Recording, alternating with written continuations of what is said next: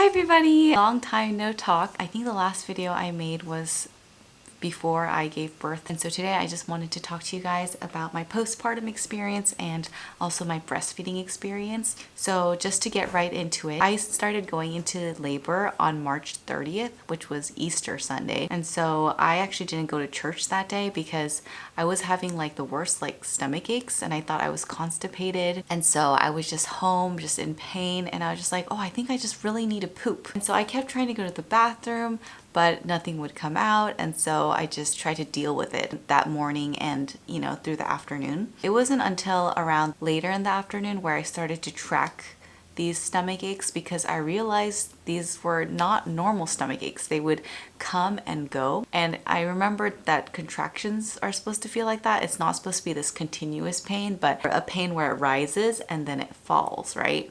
And so I started tracking it, and the app was so funny because it kept saying, go to the hospital, it's time to go to the hospital.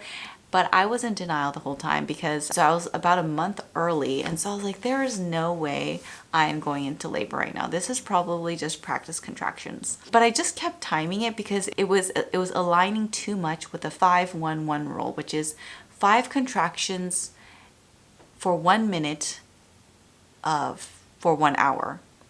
I think that's what it is. I'll write the correct definition right here. But yeah, and so I started getting a little bit suspicious, and so I reached out to my doula, and she said, oh, let's just watch it. And I just kept sending her like my timestamps of like when I was contracting, how much rest I was getting from the pain, and so on and so forth, right? But I just decided to call the doctors, like my midwives, and they were just like, you know what, why don't you just come in just to be safe, right? And so Peter and I we get into the car and we drive off. Thankfully, I have everything packed in the back of his trunk. I did that like a few days before, thank God. But yeah, I had my hospital bag and the baby bag in the trunk, and so we drove off to the hospital. And oh my gosh, on the way there, I had the worst contractions. Like, it was so painful because when I was at home, I could kind of like squirm and move and tense up a little bit and kind of alleviate the pain. But in the car, you're forced to be seated. You can't really move.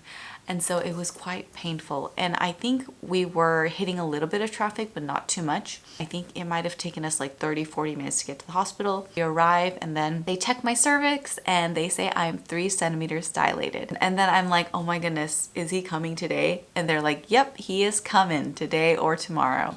And so Peter and I were admitted to our room right away, and they said they would usually, for 3 centimeters dilated, they would send me home, but because I was like a month early, they wanted to be more careful, and so they admitted me to the hospital. So once we got into the room, I just started to labor. We got there about around 7 p.m. and then I labored till about 3 a.m. I labored in the bed, I labored standing, but a majority of the time I labored in the bathtub, which was really nice, and I highly recommend. It really does. It became more bearable. But as my labor progressed, it just became more and more painful.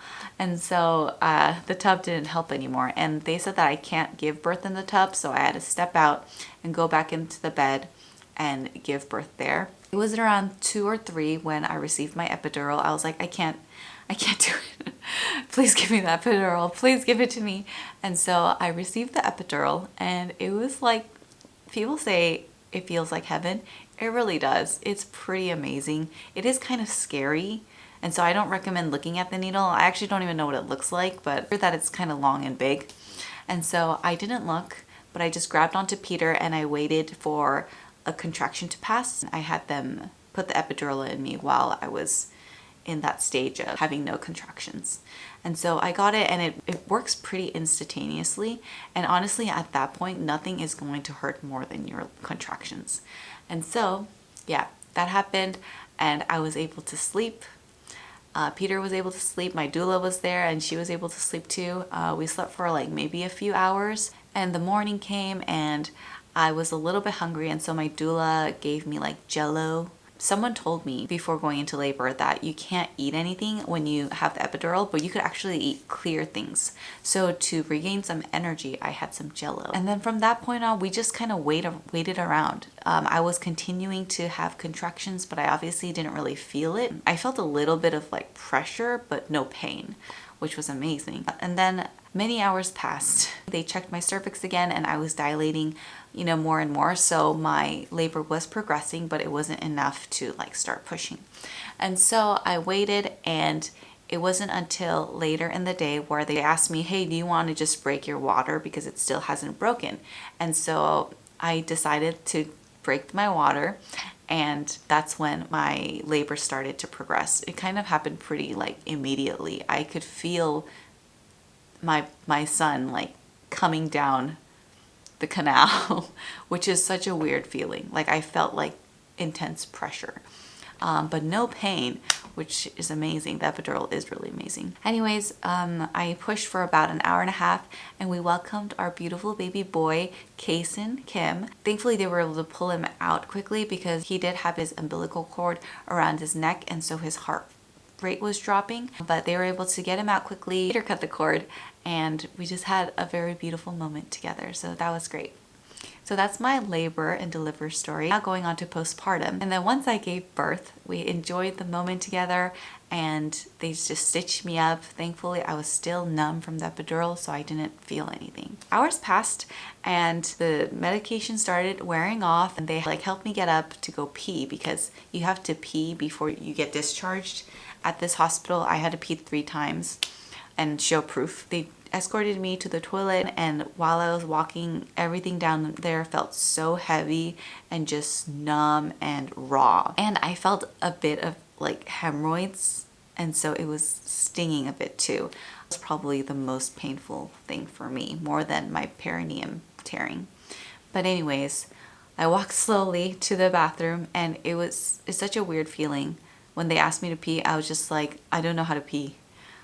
It's a very strange feeling. It feels like you're learning to pee for the first time ever. And so I started bawling my eyes out because I was also scared of how it would feel to pee, because I just went through a lot down there. And so I just started bawling, and the nurses were like, get her back to the bed. She's not ready. She's not ready. And so they took me back to the bed, and then I just kept crying. And they did tell me that if I don't pee within 6 hours, there's like a certain window of time, then I have to put a catheter in, and it wouldn't be with an epidural, and so it might be painful. And so I was very motivated to pee, and so I drank a ton of water, and eventually I was able to go pee. And I just had Peter hold me, so he was just standing in front of me, and I just held on to him, and I leaned forward just so that pee fell forward instead of backward towards my stitches. I was able to pee, thankfully, 3 times. Each time was not easy, and it took a little bit, even after I got home, for the pee and even the poo to feel normal. So that's pee. For the poo is even scarier, but thankfully they only require you to have 1 bowel movement. The first one is hecka scary, and even after that it's scary, especially if you're in a lot of pain down there. And I was in a lot of pain, and so it was very scary each time. I just did the same method as the peeing, except Peter wasn't there because I just felt a little embarrassed to poo in front of him.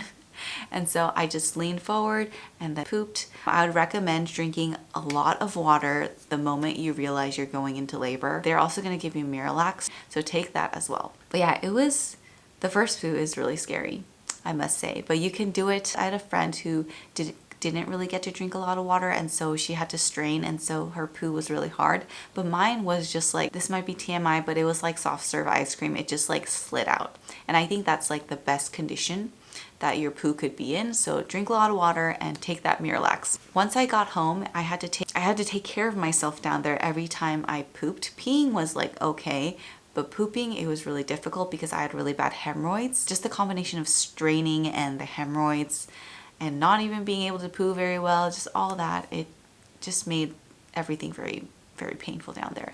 And so my routine was I would poop, and then I would lean forward like all the way. I would have a stepping stool in front of me, and so I'd put my legs up on the stepping stool and I'd lean forward and poop. And then after I was done, I would dab as much as I could. Don't wipe, dab. And then I would hop into the shower, rinse off even more, and then hop into the tub and did a sitz bath. And I did that so many times, multiple times a day, because sometimes I had to poop multiple times a day, and it was just so painful every time I pooped because it irritate my hemorrhoids so badly. And another thing to mention is that because I was recovering, and because you might be recovering too, you might not be able to really fully be like a mom the first few weeks or even couple months after you give birth, because you are recovering down there. I would recommend having your partner or your helper do everything, and then you just take care of the breastfeeding and pumping if you choose to do that. Okay, so lastly, my battery is running out, but breastfeeding. Breastfeeding was really, really, really tough. When he first came out, I started pumping right away because he was a preemie and my milk didn't come in. And so we got some colostrum out and was able to feed him a little bit, but definitely not very much.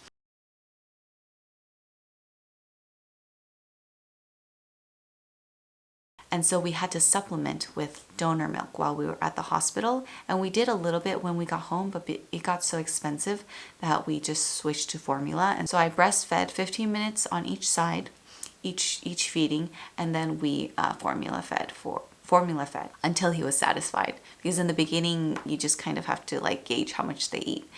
But yeah, breastfeeding was really hard. Thankfully, he was able to latch, but he only would latch with the nipple shield, and that really was helpful. And so I recommend doing that to just help the baby practice latching. But I did hear from my friend that maybe it decreases milk supply, and so I got rid of the nipple shield one day, like I think it was like 2 weeks in, and tried to breastfeeding him, tried to latch just on my bare boob, and it was so painful. Like I would cry every single time I would put him on my breasts because it was that painful. And my boobs became so raw, like it was so hard to touch. Like when I showered and I couldn't like pat down that area very well because it was so painful. But it does get better. It did get better, and now he's able to latch well. I'm able to breastfeed him and it's not painful. I am kind of weaning off though because I was triple feeding, which means you're pumping, you're formula feeding, and you're breastfeeding. And that is just like so much work, and that takes a lot of time and energy. Like you're basically breastfeeding all day. And so I am weaning off right now. It's been about 100 days, and so I'm weaning off, and it makes me a little bit sad. So I'm trying to enjoy every breastfeeding session because I don't know when it will be my last session with this baby. And so yeah, I just want you to know it does get better. Everything gets better. It will heal down there. Don't worry, it will heal. You will get better. And breastfeeding, it does get better. You just have to kind of push through it. I know that's like not that great advice or advice you may want to hear, but it really does get better. Your baby is learning, you're learning, and so have grace on yourself. And also, like if it's the breastfeeding is too stressful, I think it's important for us to be able to like let go a little bit too. I was really upset that I couldn't fully provide for my baby because I had to supplement.